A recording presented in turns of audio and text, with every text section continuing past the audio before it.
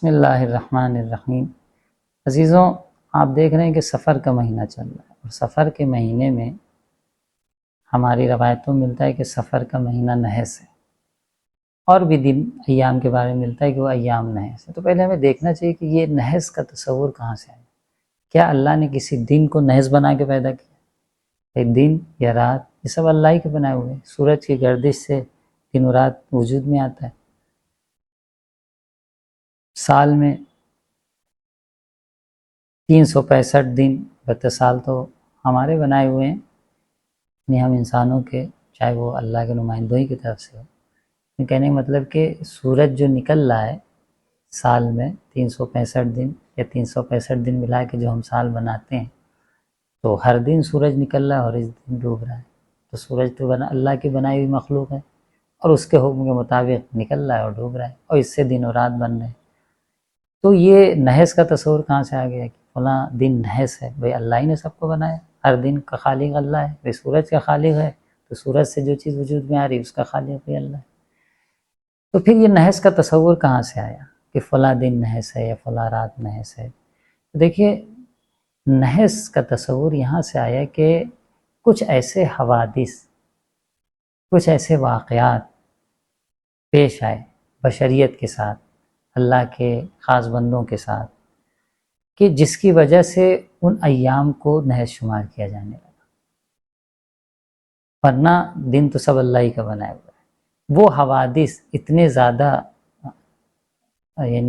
زیادہ پیچیدہ یا اتنے زیادہ عظیم یا نحس حوادث تھے، یہ بھی کہہ سکتے ہیں۔ بعض موقع پہ سے عذاب نازل ہوا بعض قوموں پر، فی ایام النحس قرآن نے کہا، ہم نے عذاب نازل کیا بعض قوموں پر فی ایام نحس ایام میں عذاب نازل کیا۔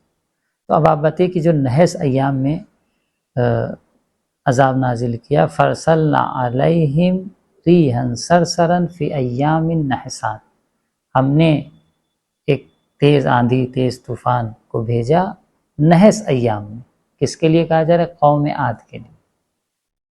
فرسلنا علیہم ریحا صرصرا فی ایام نحسات۔ اب یہ جو عذاب نازل ہو رہا ہے اس ایام نحسات، یعنی کچھ خاص ایام تھے جو نحس تھے، اور اسی طریقے سے کچھ دن ہیں جن کو مبارک کہا گیا۔ انا انزلناہ فی لیلۃ مبارکہ، ہم نے قرآن کو مبارک رات میں نازل کیا۔ تو برکت بھی ہے، بابرکت بھی ہے، اور نحس بھی ہے۔ تو یہ اللہ کی طرف سے کسی دن، کسی شب میں کسی عظیم مولود کی ولادت ہو گئی تو وہ دن بابرکت ہو گئی، جیسے کہ ہمارے ائمہ کی ولادت پہ ہم اس کو بابرکت سمجھتے ہیں۔ اور کسی دن کوئی برا حادثہ رونما ہو گیا، جیسے امام حسین کی شہادت، تو اب اگر امام حسین کی شہادت کے دن، عاشور کے دن کوئی کام کرے، کوئی روزی کے پیچھے جائے، تو کہتے ہیں نحس۔ اگر جب ایسا بعض حالات میں حرام بھی ہو، اگر توہین ہو رہی ہو امام حسین و اہل بیت کے مقام کی، لیکن روزی کی تلاش میں جانا کیا ہے؟ مکروہ ہے۔ تو یعنی کیا؟ نحوست ہے۔ تو یہ نحس کا تصور یہاں سے آیا کہ اگر کوئی برے حوادث رونما ہوئے ان ایام میں تو ہم اس کو نحس مانتے ہیں۔ ماہ سفر کی نحوست بھی ایسے ہی کچھ ہے۔ یہ مہینہ اہل بیت کی اسیری اور انہیں در در پھرائے جانے کا مہینہ ہے۔ کہ آپ کو جو ہے شام میں آپ کا جو ٹوٹا ہوا قافلہ باب ساعت پہ بعض روایت کے اعتبار سے پہلی سفر کو پہنچا، تو یہ محرم، اس کے بعد سفر، اور پھر دربار شام میں پیش کیا جانا، اور وہ ذلت و رسوائی، وہ تمام چیزیں، انہیں اسیر کیا جانا، زندان کیا جانا۔ تو ان چیزوں کو، ان حوادث کو دیکھتے ہوئے اس مہینے کو ہم نحس مہینہ کہتے ہیں۔ یعنی نحس ہے اس حوالے سے کہ یہ برے حوادث اس مہینے میں کیا ہوئے؟ پیش آئے۔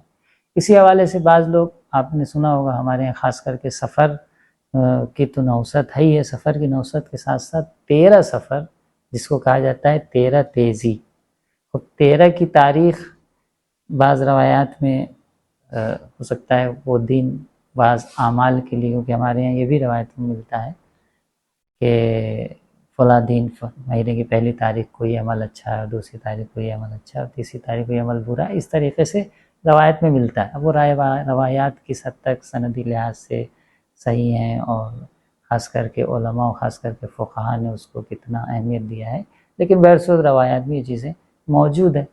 تو اب 13 تاریخ کو مثلا کچھ اعمال منع ہیں یا کچھ چیزوں کو انجام دینے سے کہا گیا کہ یہ انجام نہ دیں، اس میں آپ کو فائدہ نہیں ہوا ہے، برکت نہیں ہوئی، تو اب 13 کی تاریخ تو ایسے ہی ہمارے لیے ناپسندیدہ ہے، خاص کر کے جب سفر نحوست کے مہینے میں آ جاتی ہے تو وہ خاص 13 تیزی، یعنی یہ 13 وہ ہے کہ جس کے اندر ایک تیزی پائی جاتی ہے، نحوست زیادہ ہی پائی جاتی ہے۔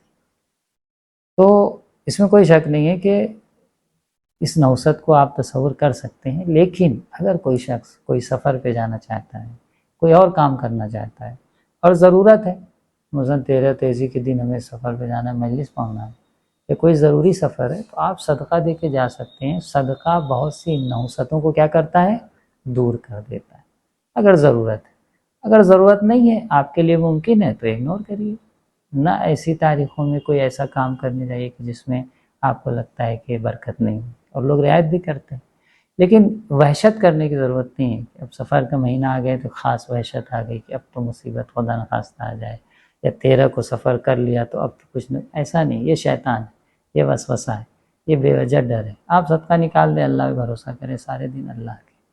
تو اگر یہ نحوست قرار دی گئی ہے ایام میں، یہ نحوست بجا ہے، نحس کا لفظ بھی قرآن میں آیا ہے اور مبارک برکت کا لفظ بھی قرآن میں آیا ہے، اور دن اور رات کے لیے کہا گیا ہے، ایام نحسات لیلۃ مبارکہ۔ تو اس کو انکار نہیں کر سکتے کہ بعض لوگ کہتے ہیں سب خرافات ہے، کیا نحس ہوتا ہے اور کیا برکت ہوتا ہے، سب اللہ کا بنائے ہوئے، نہیں۔